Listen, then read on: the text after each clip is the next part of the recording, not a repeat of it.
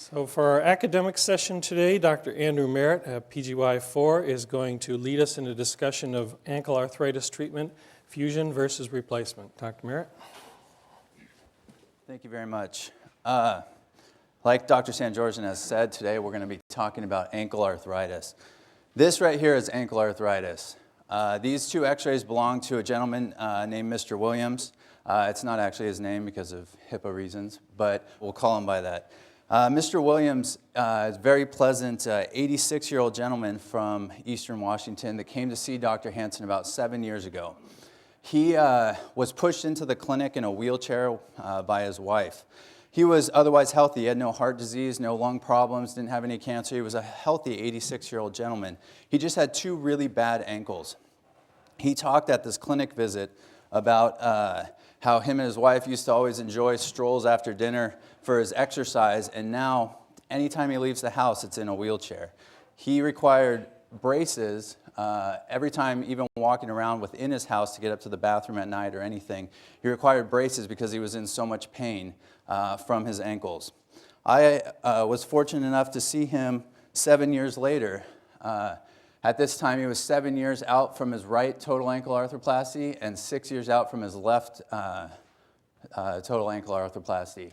I was pretty inspired, so I took this video of him walking straight down the hallway with pretty minimal limp.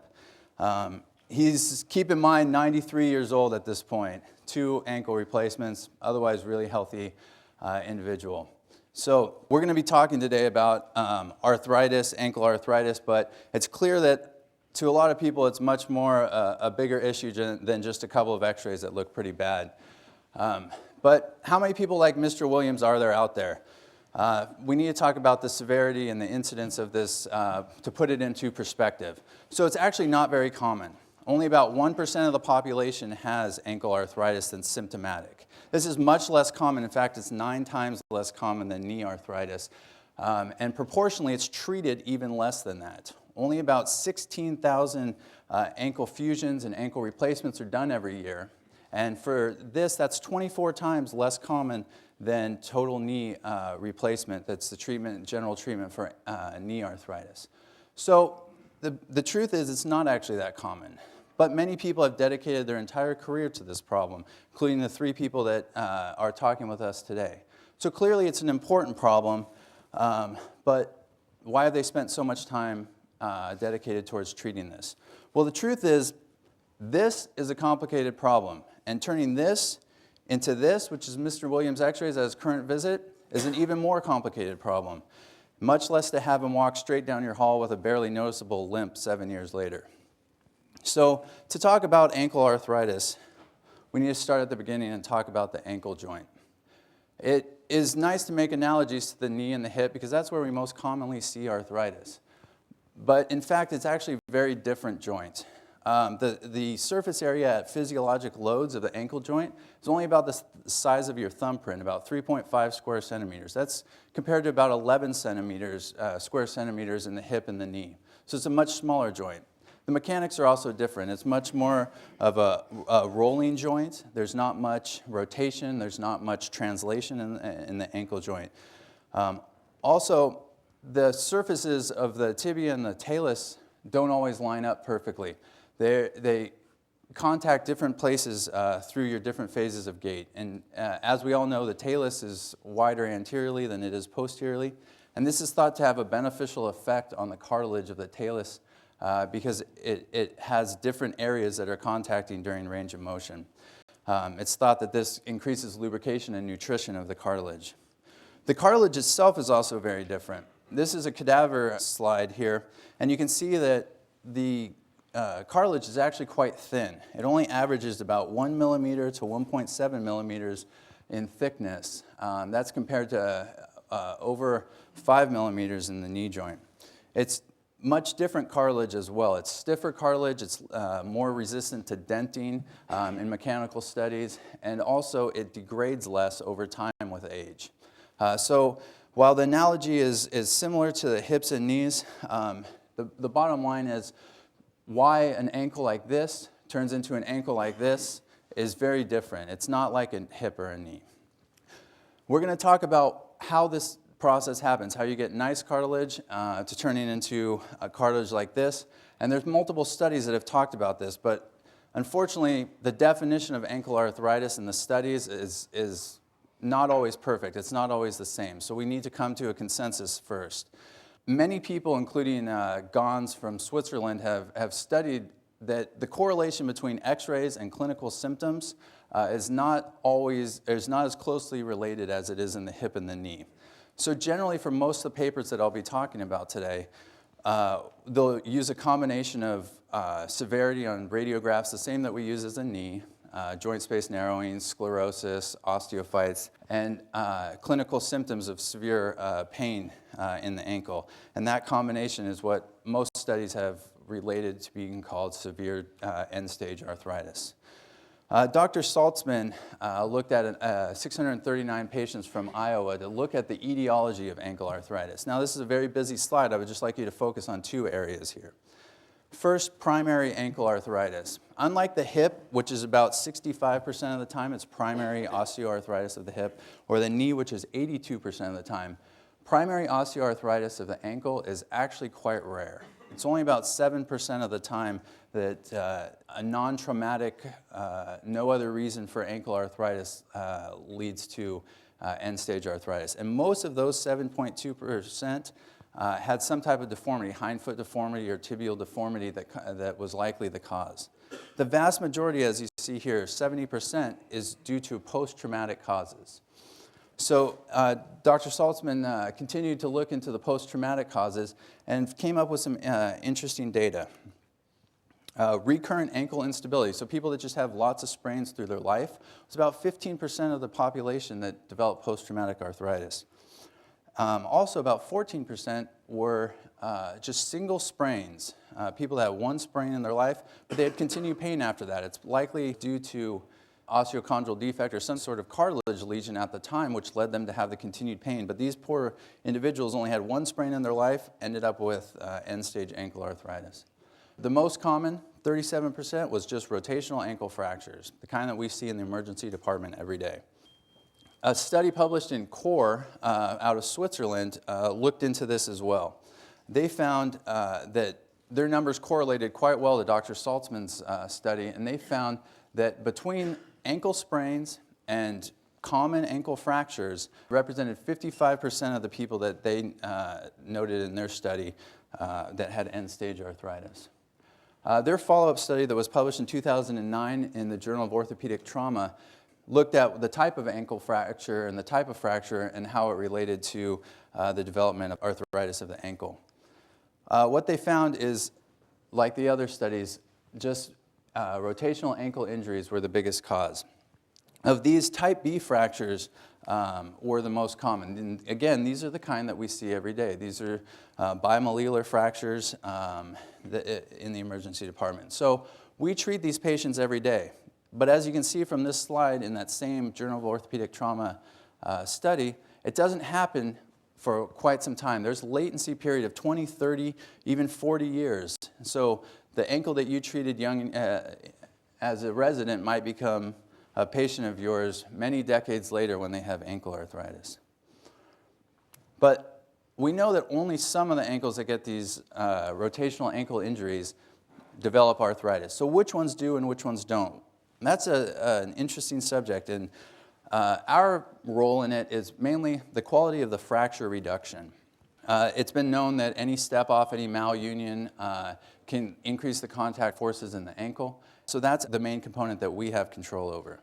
But recent studies have shown that it's probably the cartilage damage that happened at the time of the fracture that is a significant role in this. There was a JBJS study recently in February of this year from Switzerland that at the time of open reduction internal fixation of the ankle fractures, they did arthroscopy and evaluated the cartilage damage. And 55% of the patients that they evaluated had a significant cartilage lesion at the time of that relatively simple ankle fracture. And they noted the increase in severity of the cartilage damage was related to the development of osteoarthritis in their follow-up study. We also know that the severity and the fracture type, it clearly makes sense, would lead to different rates of osteoarthritis. And one thing I would like to touch on just real briefly, because it's becoming more explored in the literature, is posterior malleolar fractures. What we do know about these is that they increase the development of ankle arthritis. So it's been found in previous long-term follow-up studies that about 33% of the time, if you have a posterior malleolar fracture, you will go on to develop end-stage ankle arthritis if followed for long enough. This is compared to about 4 to 10% for ankle fractures that do not involve the posterior malleolus. People talk about you need to fix these when it involves 25 or 33% of the plafond, but these numbers are actually pulled from old studies that are mainly anecdotal in nature, and it's not firm research that's behind those numbers. There's also been a recent study, March of last year, in Journal of Orthopaedic Trauma that talked about getting CT scans on all of the trimalleolar fractures because radiographs alone were insufficient for evaluation. And here's one example of that, where you have a flipped osteochondral fragment that would block the reduction if tried to do percutaneously and if you did not know it was there. And they found that about 55% of their patients had some type of comminution or a lesion that likely would have blocked an anatomic reduction. And we know that the anatomic reduction is important. As we talked about before, even a 1 millimeter step-off has been shown in studies to increase contact forces about 35% in the ankle.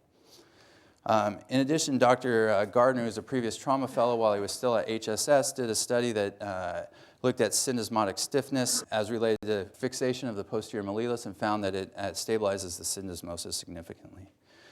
But no matter how we treat these, some amount are going to develop ankle arthritis, and that's the main subject of our talk today, is how to fix these. There's obviously conservative management. That's not what we're chatting about today, but there's clearly bracing and there's activity modification, rocker bottom shoes, injections that you can do for conservative management prior to surgery. But the mainstay that we're going to be talking about is surgical management. Just like a high tibial osteotomy for the knee, supramalleolar osteotomy can be done for certain types of ankle arthritis, such as in this 38-year-old male who recently underwent a supramalleolar osteotomy to correct his varus malalignment at the ankle. This is trying to buy some time because 38-year-olds, as we know, don't have great options for end-stage arthritis. So if we can get him more years off of this ankle, it would be much better for him. One group in particular out of the Netherlands has talked about articular distraction. What that involves for us that is not familiar with it is putting a ringed external fixator on for about 3 months after cleaning up the ankle joint with arthroscopy. And they feel that this creates a better environment for healing of the cartilage and can delay the need for ankle fusion or ankle replacement. There's also allograft arthroplasty, and I took this case from a recent Journal of the American Academy of Orthopaedic Surgeons who talked about its use in young patients with severe ankle arthritis, that a full allograft talus and tibial component can be used. And while this is still being developed and there's some complications and risks in using it, it shows some promise for the future. With this being said, the mainstay workhorse for end-stage ankle arthritis is replacing it, or ankle arthroplasty, and arthrodesis, or ankle fusion.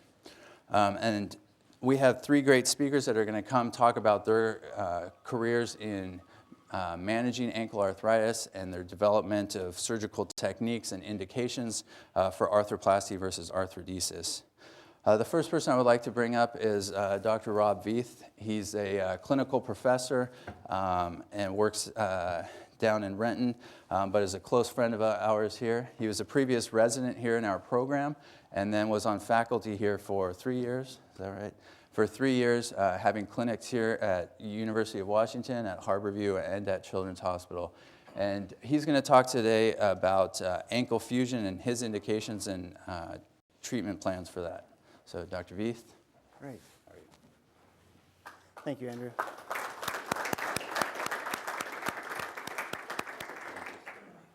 Great. It's great to be here, back on the campus. Wanted to thank Dr. Chapman and the Orthopedic Department for inviting me. It actually has been years since I've been on the campus, and I noticed my brother, who's chairman of psychiatry, is here, and I'm glad he finally got that restraining order lifted.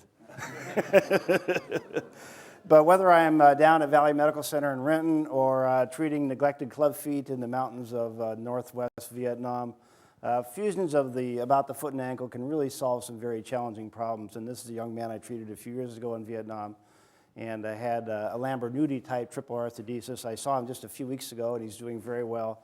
Took this young man who really did not have a future at all, and now he's got a great job and is about to get married. And so fusions can solve some very difficult problems for us. The primary indication for an ankle fusion is disabling arthritis. These patients have pain, and they've failed conservative treatment, and we're faced with doing a procedure that's going to get rid of their pain, correct their deformity, and if they have some instability, address that as well. So the goal of an ankle fusion is really to provide comfort, but to also achieve a plantar-grade foot when doing so. Ankle fusions tend to do very well because of neighboring joints. So we really have to rely on adjacent joints to maintain mobility. And these joints over time do tend to stretch out a little bit. That ends up improving our gait.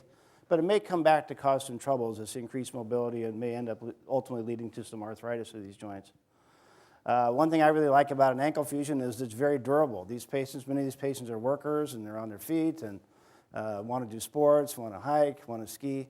And I feel much more confident with fused ankles doing activities that involve loading. Some of the conditions that may lead to the need for an arthrodesis include osteoarthritis. This patient probably has an element of post-traumatic ankle sprains in the past. But you can see on the x-ray there's loss of joint space. This gentleman's in his 50s, and you can see how the talus gets extruded forward. And an arthrodesis is just a great way to go. This gentleman ended up with bilateral ankle fusions. He's been able to travel the world, sent me a postcard from the Dalmatian coast, and he's been very happy with his resolution of pain. Post-operatively, again, these are very durable. We get the talus back a little bit, improves the gait, and patients like this can do very well for quite a few years. Post-traumatic arthritis sometimes is a common indication for an ankle fusion. These patients can have varying degrees of deformity, can have soft tissue issues we have to deal with, scarring, may affect our incisions. But here's a patient with post-traumatic arthritis, and obviously an open procedure is necessary to clean this joint out and correct deformity, get rid of all this hypertrophic bony stuff. And here he is with our typical open arthrodesis with screw fixation. Screws don't penetrate the subtalar joint. This was actually an outpatient arthrodesis at his request, and he did very well. Sometimes you get a patient with septic arthritis, kind of unusual, but this patient had a MRSA infection, had 3 debridements, was just not doing well at all, and ultimately was faced with either an amputation or an attempt to salvage. And this is one time where an external fixation type arthrodesis can be a great save. And this patient had an old-time calendruccio clamp put on, very simple external fixation device, very well tolerated, skin cleaned up very well, and he went on to a very satisfactory outcome. I'm not sure he ever fully healed, but he's got his foot and is doing very well.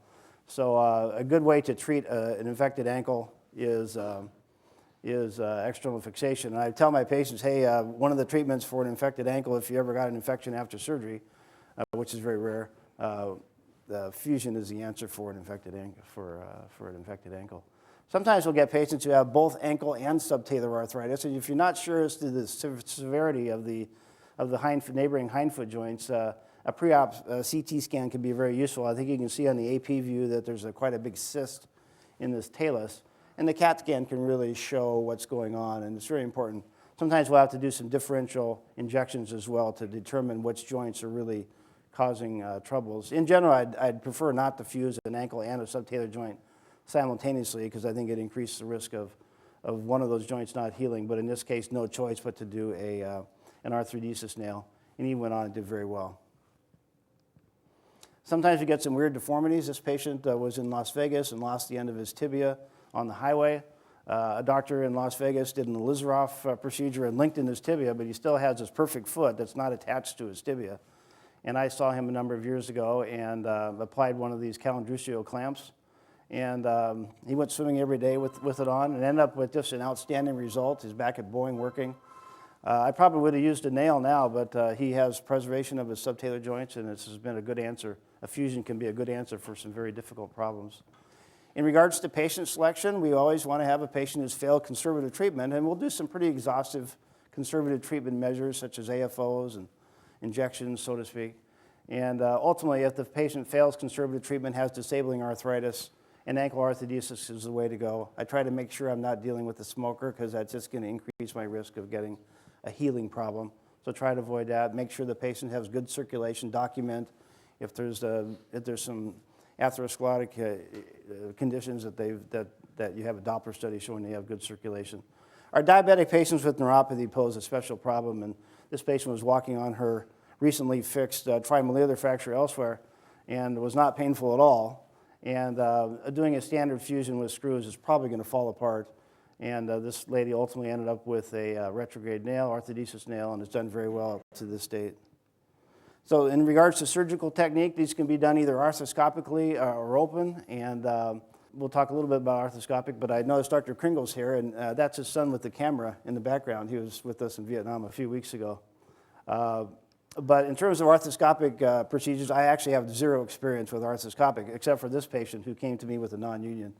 But the key on arthroscopic fusions, if you're ever going to do one, is they really have to have very minimal deformity. You can't be correcting any malalignments or removing hypertrophic stuff. So arthroscopic, this patient actually ended up going ahead with an open procedure and went ahead and fused. Most of our procedures are going to be done open, and whether we're doing open or arthroscopically, we'd like to get the patient in a few degrees of external rotation, 0 to 5 degrees of dorsiflexion, really avoid plantar flexion if at all possible, and a few degrees of valgus. And I always try to get the talus displaced posteriorly a little bit. And sometimes I'll do a percutaneous TAL to get it up. I'm not sure a TAL, and I'm not sure you gain a lot with an open gastroc slide versus a TAL in the ankle fusion setting. But I want to get that foot up in a neutral position. In terms of technique, make sure the knee is exposed, and make sure I like to have the foot perpendicular to the floor. That helps me knowing where I'm starting. I want to make sure the C-arm can visualize things very well. Use a transfibular approach, and post-operatively, we need to keep these patients non-weight bearing. It's one of the negatives of ankle fusions. You got to keep them non-weight bearing for quite a while. These new rollabout machines actually help quite a bit in that regard. And even though it's a big open procedure, again, there's concerns about stripping soft tissue. These exposures are excellent, and usually the soft tissues do very well. And post-operative infections after an ankle arthrodesis are very rare. Results, if you look at the literature, are generally very favorable. Most patients would do the procedure again if they got a chance. And patients are always surprised how much mobility they have after an ankle fusion. They're anticipating they're going to have a very stiff L-shaped foot. But with good subtalar and hindfoot joints, these patients actually move quite a bit. You see them walking, they look look essentially normal. Rocker bottom shoes, which are now very easy to get, the Skechers, easy to get a rocker bottom shoe, and those can be helpful as well for the gait. The primary risk of ankle fusions, it's not infections and amputations, it's non-union. So the literature can suggest up to 40% in some series. I usually tell my patients that the risk of non-union is somewhere in the 5 to 10% range. Literature will say up to 20%. But I kind of get them scared that, we've got to really be non-weight bearing in this setting. And definitely do yourself a favor and make sure your patient's not a smoker. The risk of non-union with smoking goes up tremendously. Long term, we're more worried about, are these joints going to wear out? And because joints do wear out, if you live long enough, the interest in arthroplasty is really, really kept hold. And patients can do well for 20 years and then start to really take a nosedive if their subtalar joint becomes arthritic. This patient, both talonavicular and subtalar. This patient had a fusion in the early 90s by one of my partners and did well for years and years, but then started developing subtalar pain and did injections, and finally it was just, we had to do something. Of course, the patient who's having a lot of subtalar arthritis is also stiff. They're stiff and painful, and we can convert them to stiff and painless by doing a subtalar fusion. And the combination of an ankle fusion and a subtalar fusion is actually not bad. These people do well. Like there's words going out that, oh God, you might as well have an amputation, but this construct of an ankle fusion and a subtalar fusion is fine for most patients. It's when you get the show parts joint involved, you get a pantalar, that things really start, again, taking a nosedive. But a pantalar fusion is still better than an amputation. I think the people who maybe I think would benefit from an ankle replacement are people who already have a subtalar fusion or a triple and who develop ankle arthritis. And that would be a good setting that would seem to make sense if we can get an ankle replacement in that setting.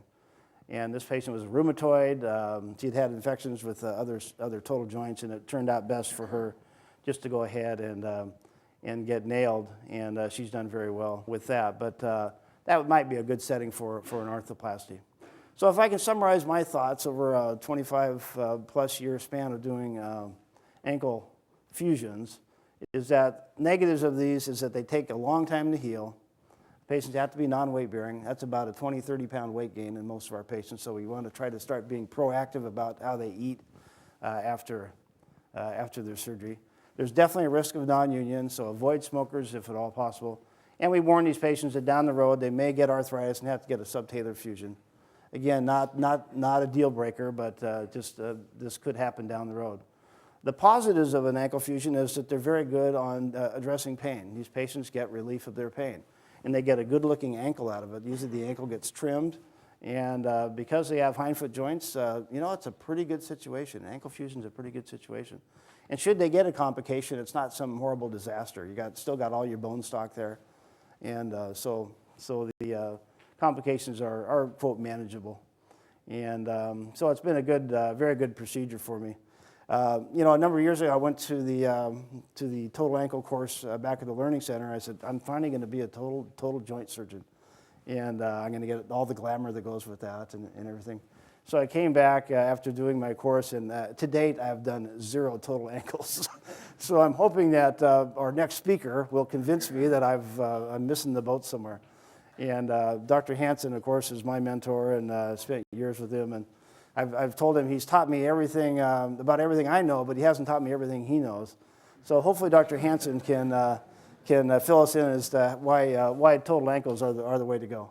Thank you very much. Thank you. Well, first of all, I don't like the idea too much of, first of all, arguing with Dr. Veith. Secondly, this debate, whether you do ankle arthroplasty or whether you do ankle arthrodesis, is a little bit of a false one because we're talking about different patients. And those of you who know me know that I don't classify patients in big groups, but I look at every individual as to what their problem is and how they got their problem and what needs to be done to that individual. So although and the reason I should say that I picked up arthroplasty, there was one time years ago that I said, we don't need arthroplasty. They came through in the 70s and they were kind of a disaster. And so I decided at that time we don't need that. But then Dr. Alvine, who was also from this program, has developed his new ankle. And he kept talking to me every year along his 5 or 10 year development time about his new arthroplasty. And then when he finally got it approved, I realized that we probably did need an arthroplasty because exactly as Rob has said, we figured out all the ways to do the arthrodesis correctly. And I had some that they'd get so much motion that we'd send a medical student in to see them and see how their ankle was, and they'd come back and say, it's fine. And they didn't have any ankle at all, but they were moving so well through their subtalar joint and doing so well in the early years after the fusion that they didn't need anything else. But then I kept doing them, and some of my best ones came back then with significant arthritis in the subtalar joint and the mid-tarsal joint, so we thought we'd better learn to do arthroplasty. The other thing to keep in mind is that when Charnley started out, I happened to visit Charnley in 1970 when he had his course up in Wigan, and he had had 300 straight failures of his total hip. And, but he persisted. The reason he had a failure, of course, he figured out why he had the failure. He was using Teflon, which the wear products did a tremendous amount of reaction in the soft tissues, and so he quit doing that. So, but the fact is that he knew that we needed hips because fusing a hip, which is something I did in my training here, which you guys have never even thought about because of what Charnley did. But that was a disastrous problem for the patient and for the surgeon. It was a really hard thing to do. And so we needed total hips for sure. And I think that we have a little bit relatively less for all the reasons that you've heard, but we needed an ankle arthroplasty. If we look at each case, different people need different things. In my estimation then, about a third of the patients, total ankle would be best, a third arthrodesis would be best, and about a third you might use either one. There's reasons you could do either one. The other thing is you've noticed that arthrodesis can be difficult.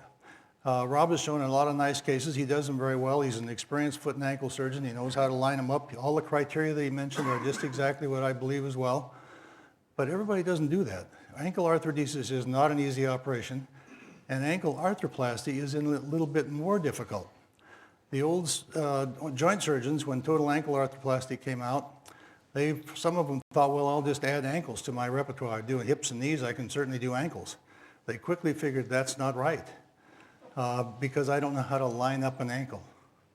Lining up an ankle means lining up the foot, and that can be very difficult. Most ankle arthritis, as you've also heard, is post-traumatic, and trauma is most common in young patients.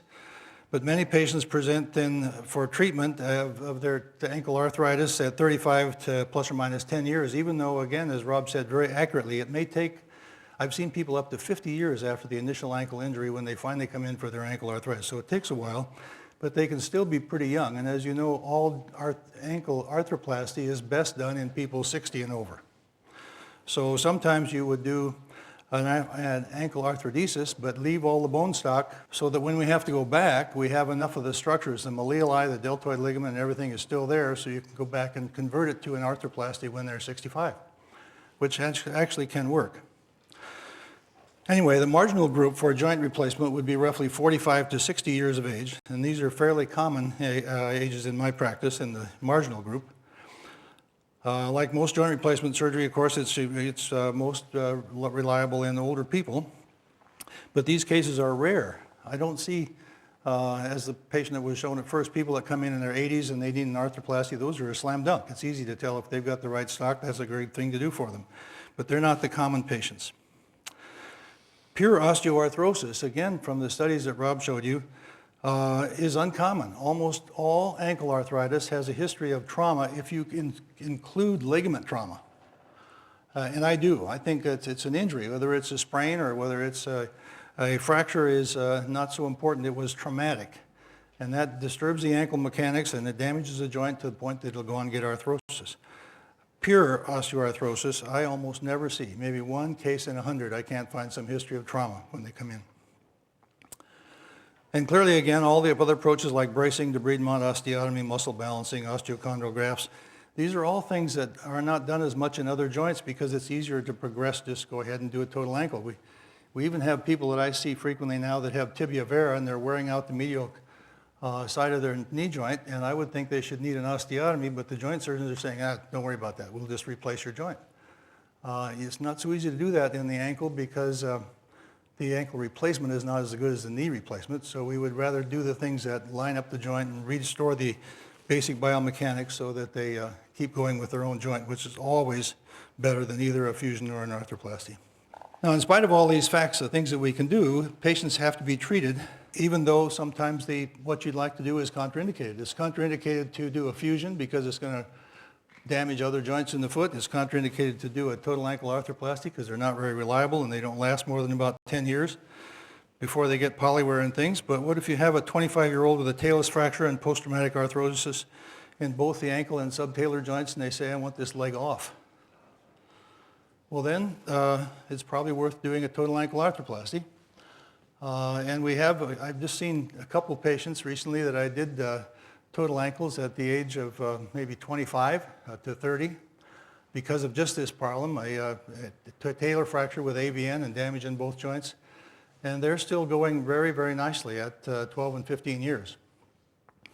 But we've had to do revisions in both of them. But they have normal ankles essentially in terms of function that allow them to do all normal activities. They probably still will wind up with an amputation because eventually they'll fail. But if they get through their initial 25, 30 years of life with a functional ankle rather than an amputation, as good as amputations are, as Rob and I both know, if you really have to have one, it's still better to have a functioning ankle that looks like everybody else's ankle. Now, fortunately, a number of commonly believed principles are indeed myths. There's a myth that salvage of a failed arthroplasty can be done only by complex bone block fusion. That's not true. They can be done with another ankle arthroplasty with special modifications. A fusion cannot be taken down and a total ankle replacement done later. We do that a lot. That's a myth. A total ankle and a simultaneous subtalar joint fusion should not be done at the same sitting. That's a myth. There's a myth that an ankle replacement cannot be done with a history of ankle infection. That's really not true. I agree with Rob that the best way to treat an ankle infection is with a fusion, but we have been able to do a lot of ankle replacements in previously infected ankles, either infected without an arthroplasty or with an arthroplasty that was infected that we then clean up and put a new arthroplasty in, and they do well. Actually, we have not had, I think, any failures doing that. There's a myth that an ankle replacement is precluded in ankles with significant varus or valgus. That's kind of nuts. You just got to fix the varus or valgus, which any really trained foot surgeon should be able to do, and then you've got a straight ankle, and then you can do an ankle arthroplasty. The alleged gold standard or alternative of total ankle is an ankle fusion.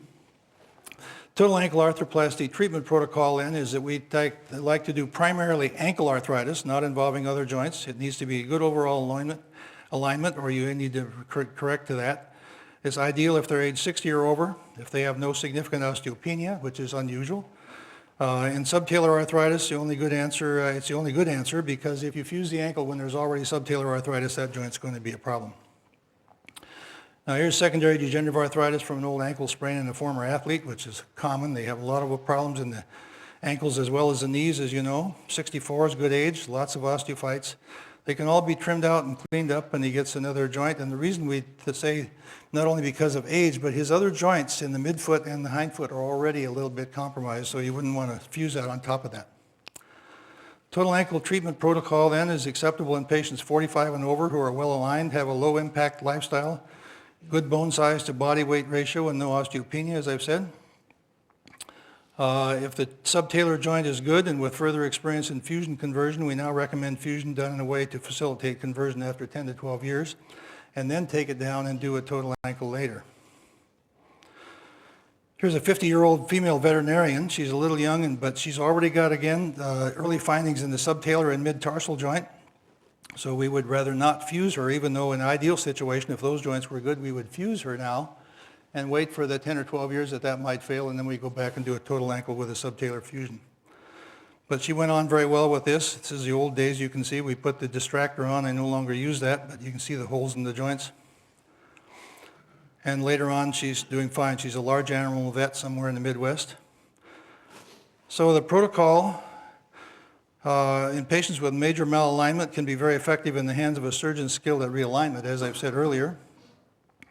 Ankle replacement may be as good as fusion or better in a patient with arthrosis in the subtalar joint, as we've just shown. In patients that are over 260 pounds, I don't know if you see this, Rob, but they're difficult to fuse.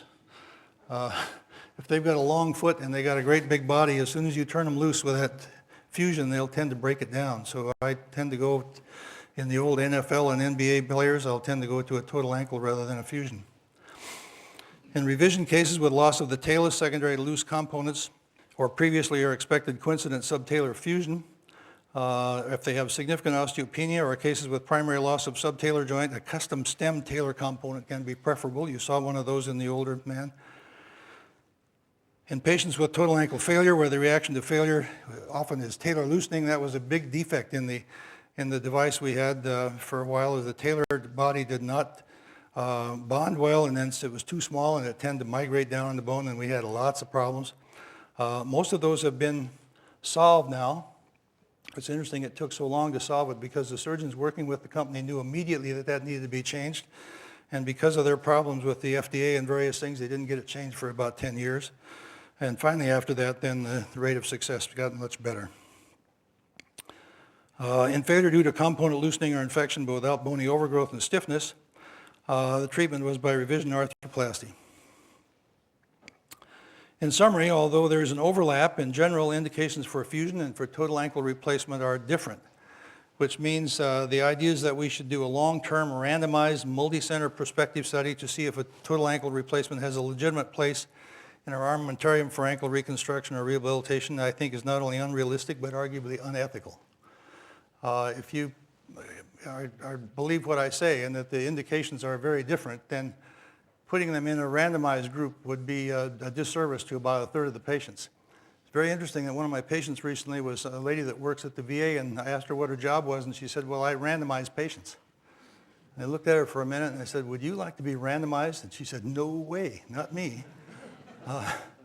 So there are certain times where randomization is good, but when you have people that seem like one big homogeneous group like Sprague-Dawley white rats or something, I mean, you guys, I can recognize every one of you different from the other. There's just no similarity between people, and certainly between your ankles, that so you can be randomized. You can see I'm a little hot about this issue. So the major procedures, ankle fusion, preferably in most physically active individuals under 60. They must have normal subtalar joint and ideally a well-aligned and supple foot. Ankle replacement is preferable in patients with subtalar and other foot arthritis, especially in patients over 65. The problem is that both arthrodesis and total ankle arthroplasty have a limited lifespan. Some fusions and some arthroplasties go a very long time, but about the average in each one is about 10 years. The conversion from fusion to total ankle is more logical, more often indicated and easier than converting from total ankle arthroplasty to arthrodesis, which for some reason is more common still. However, all this is true only if the conversion is planned. That means doing the fusion in a way that facilitates takedown and arthroplasty at a later date. The technique for arthrodesis when later total ankle is anticipated, of course, is an anterior approach. Remove all the cartilage, leave the subchondral bone. Major ligaments and malleoli are left intact. Obtain the perfect alignment, plantigrade position. Prepare the fusion surfaces by multiple drilling so it's not disturbed much in the terms of its strength of the bone. Or burring to make the shear strain relief sites, that's a longer topic. Well-placed 6.5 screws from positions that facilitate easy removal later. You don't want to spend the first half hour or hour of doing a total ankle trying to find the screws that were in before, so they need to be placed where you'll come right down on them. In summary then, total ankle is an acceptable alternative in treatment of end-stage ankle arthritis when done with the protocol-driven indications and appropriate associated procedures. It is still, however, somewhat unpredictable. So I would like to introduce the scientist of our group, Dr. Sangeorzan, who will not be just hot about things that he likes, but actually tries to integrate some science into what he's talking about.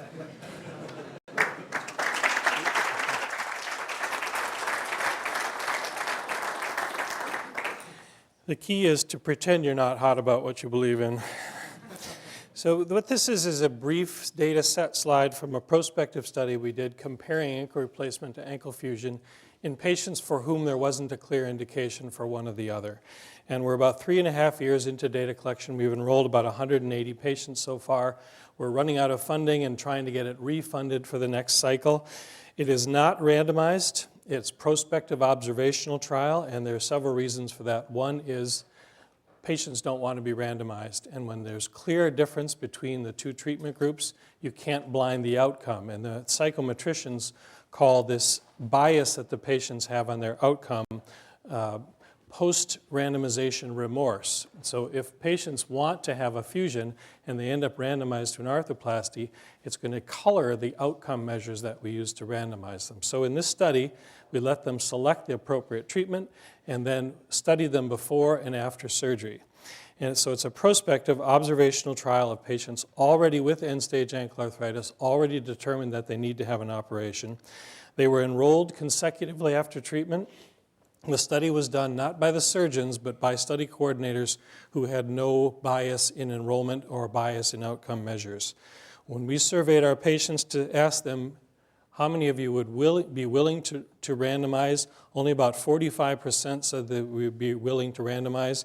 And mostly patients who would be willing to randomize were people who were told they couldn't have the treatment they wanted.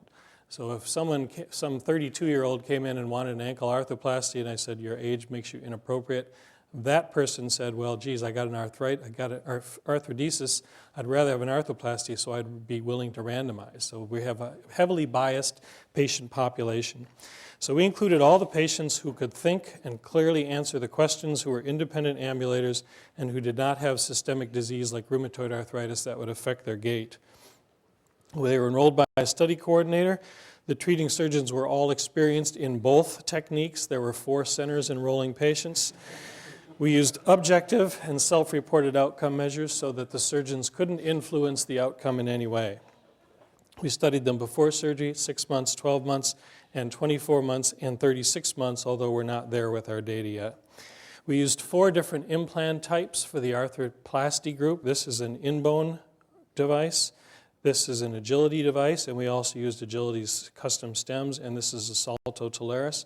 The patients had whatever device the surgeon was comfortable with. We didn't influence that decision at all. We used the MFA, which is the Musculoskeletal Functional Assessment Tool. It's a 100-item self-reported health status measure specifically designed to use in healthy, active patients with musculoskeletal disorders. So this would be likely to be much more responsive than the SF-36 under these circumstances.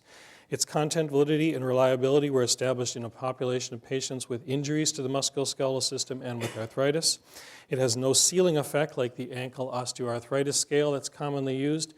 To top out the AOS scale, all you have to be able to do is walk without crutches. We wanted to have a little bit more input than that. We wanted to know what type of activities they can participate in, because that group that both Dr. Veith and Dr. Hansen talked about, 65-year-old, isolated ankle arthritis, no subtalar disease, we really want to know what's better for that patient, because both work. We want to know what's going to be better in the long run. We compared pre-treatment MFA to post-treatment. So because this wasn't a randomized trial, we wanted to make sure we weren't having a biased group. So by using each patient as its internal control, you can get around the fact that we don't have necessarily matched populations. The statisticians use a linear mixed effects regression to estimate differences in the score in the study groups. We also used a stepwatch activity monitor. This is a little thing that you strap on your ankle and it counts your steps. It doesn't just count the total number of steps, but it counts the frequency, the duration, the number of minutes that you walked during the day, the number of consecutive minutes that you took steps, so we can look not just at their functional level, but how they got things done. The step count analysis we did by a custom code that we have used in the lab in other studies, and that you'll see in the analysis why that's important. We categorize the activity as low, medium, or high, peak activity, and duration of activity. These are the readouts you get. You can see they're very busy, but you can detail these step counts to find out really much more detailed activity. And we had a lot of people stop using these things because what does this look like? It looks just like the jail monitors, and some people turn these things back and say, hey, I'm not wearing this. Everyone's asking me if I'm on parole or not. This is the kind of readout you get, the walking bouts duration. This is the frequency on this side. This is the duration on the other. 20 consecutive steps was the most frequently occurring bout. So you think about what you do during the day. You don't get up and walk on a treadmill all day. You get up, you walk to the kitchen, make your coffee, you go to the car, you drive to work, you walk in the building. So they're little bouts of activity. All of you have been sitting here for 45 minutes, so you could register no step counts. It doesn't mean you're incapable of walking. So looking at these things in a detailed way helps us tell what people are doing. These are just different subjects, all showing that relatively conforming method of the number of steps they take each day. So we only have 41 out of the 180 patients who made it to a full year by the time this data analysis was performed. They were roughly half replacements and half fusions.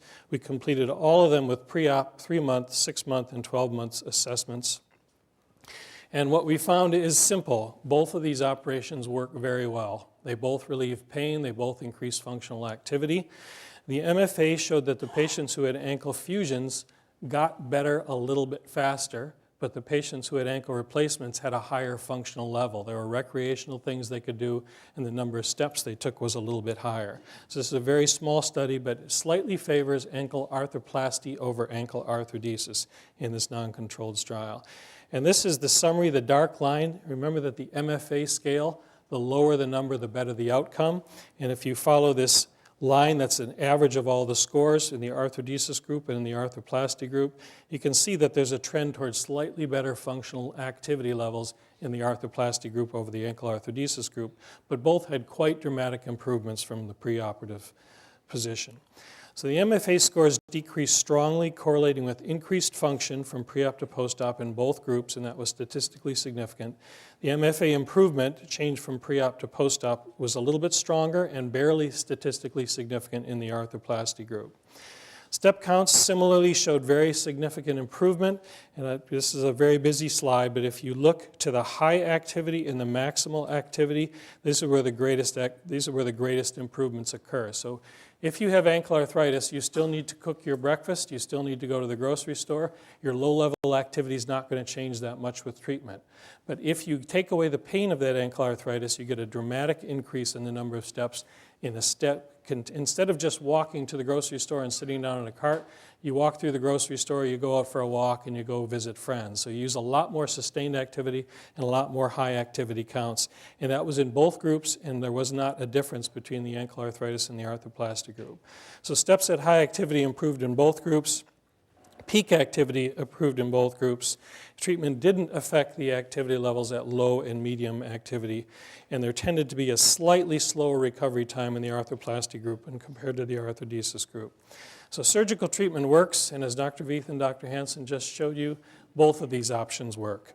We still need a little bit better data to help us determine which patient should have an arthroplasty and which patient should have an arthrodesis, but they both work and they're both very functional. So I'm going to turn this back over to Andrew Merritt to field any questions. Thank you.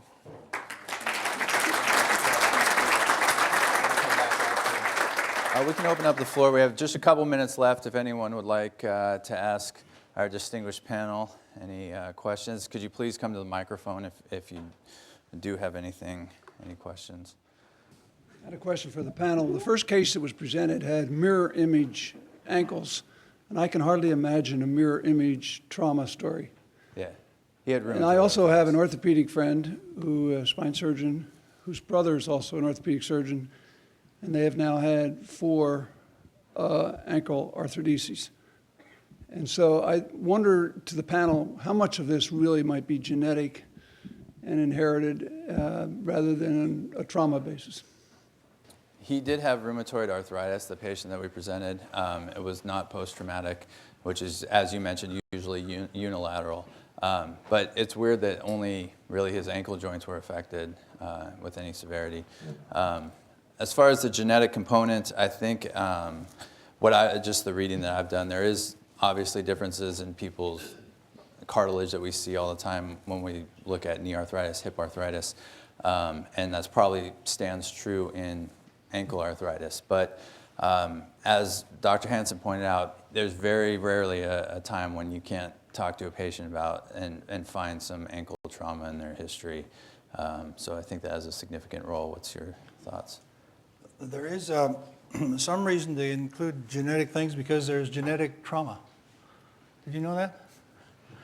Actually, what I'm getting at, though, is that a lot of the chronic injury and the ankle sprains are due to a bit of hindfoot varus or tibia vera, or things which are congenital.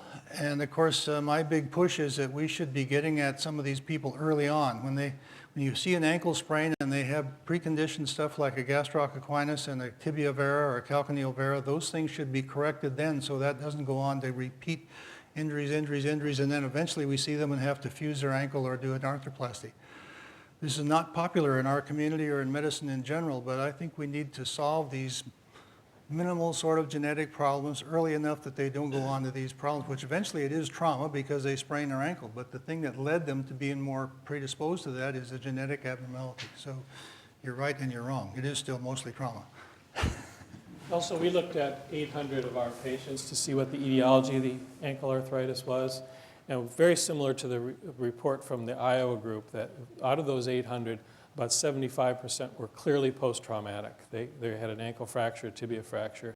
Then when you took out the post-septic, the rheumatoids, the Reiter's syndrome, the hemophiliacs, we were left with about 6% in our group, only a percentage different.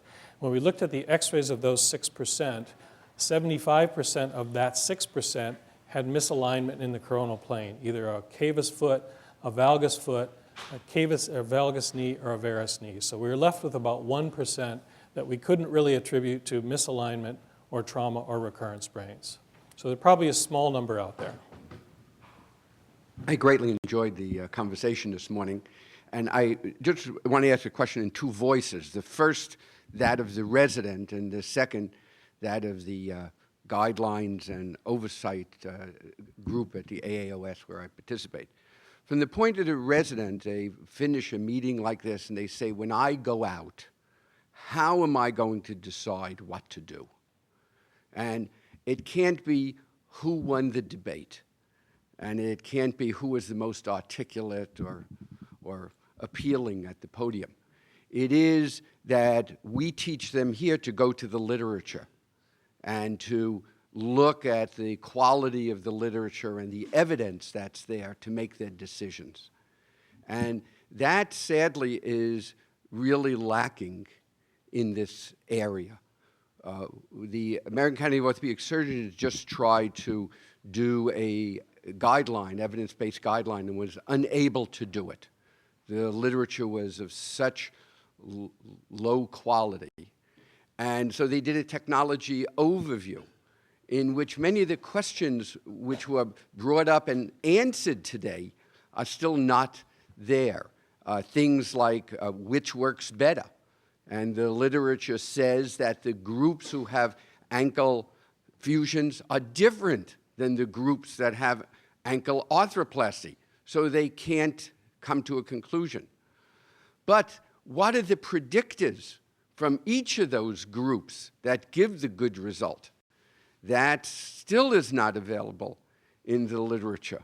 So I think that there's an imperative for the knowledge of Dr. Hansen about who kind of knows what works and what doesn't work. And this level 2 study that you're doing to find its way out there on behalf of the residents who are there.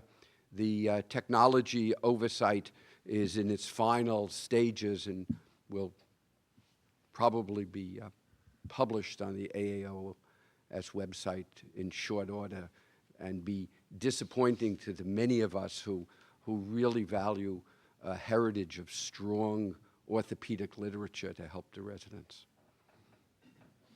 So Thank you. keep it up. Dr. Sangeorzan could probably talk about the struggle that he's had with this grant. And Yeah, I would completely endorse everything you just said. And in fact, the technology, when the Academy can't find enough evidence to come up with a position statement, they create this technology assessment.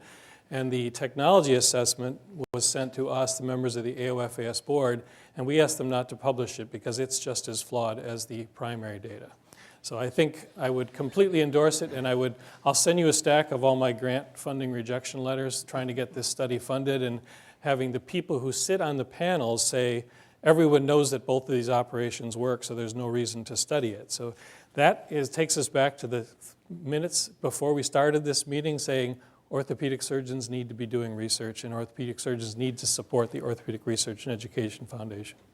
I'd like to say thank you to our speakers and thank you all for joining us today.